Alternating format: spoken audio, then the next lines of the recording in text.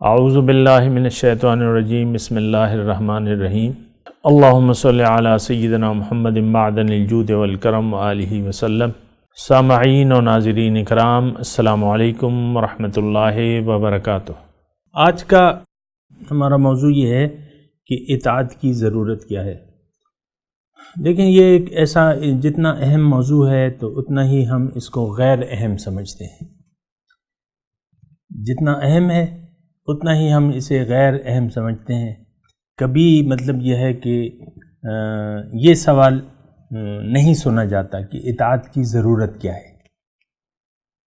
کہیں آپ نے سنا ہے کسی نے بھی آپ سے سوال کیا ہو کہ اطاعت کی ضرورت کیا ہے؟ اور یہ ہے بھی ایسا سوال ہے کرنے کا کہ اللہ کو اپنی اطاعت کی کروانے کی کیا ضرورت ہے، یا ہم اللہ کی بعض اوقات بعض لوگ ہیلا بنا لیتے ہیں کہ اللہ کو کیا ضرورت ہے ہماری عبادات کی۔ اللہ تعالیٰ تو غفور الرحیم ہے، اس کو تو کوئی ضرورت نہیں ہے ضرورت؟ نو، بس نہ کرو، نہ نماز پڑھو، نہ روزہ رکھو، نہ یا یہ ایک اور غلط تصور ہے کہ ہم نے اطاعت کو محدود کر دیا ہے نماز، روزہ، حج، زکوٰۃ تک۔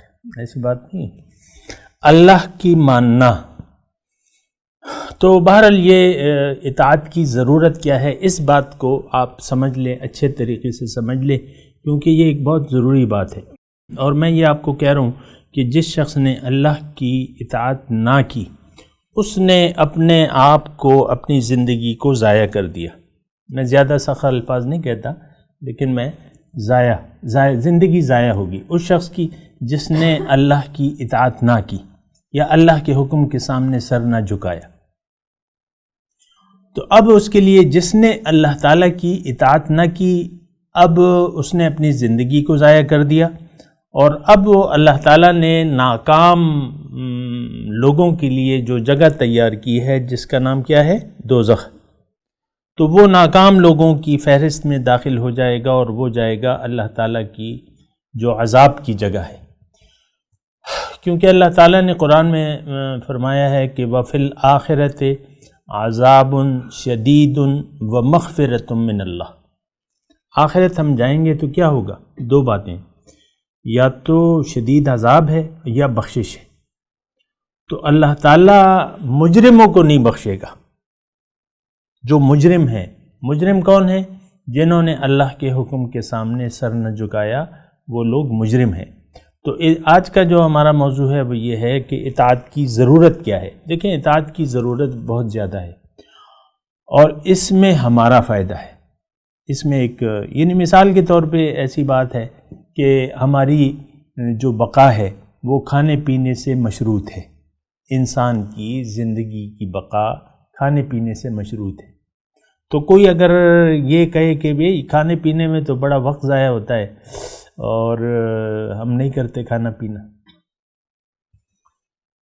یہ اس قسم کا سوال ہے کہ اطاعت، آج کا جو میں نے موضوع رکھا ہے نا کہ اطاعت کی ضرورت ہی کیا ہے، اور اس میں ہم ہیلے بہانے، تو یہ اس طریقے سے دیکھیں، کھانا، یہ ہمارا کھانا پینا ہے، کھائیں گے پیئیں گے نہیں تو ہماری روحانی جو ہے وہ زندگی، وہ روحانی ہم پہ ایک مردنی چھا جائے گی، ہم مردہ ہو جائیں گے۔ جیسے کہ ہم ظاہر زندگی میں اگر کوئی کھانے پینے سے انکار کر دے، ہم سوچ بھی نہیں سکتے کہ کوئی انسان ایسا ہو کہ میں نے نہ کھانا ہے نہ پینا ہے، میں تو ایسی ہی زندگی گزاروں گا۔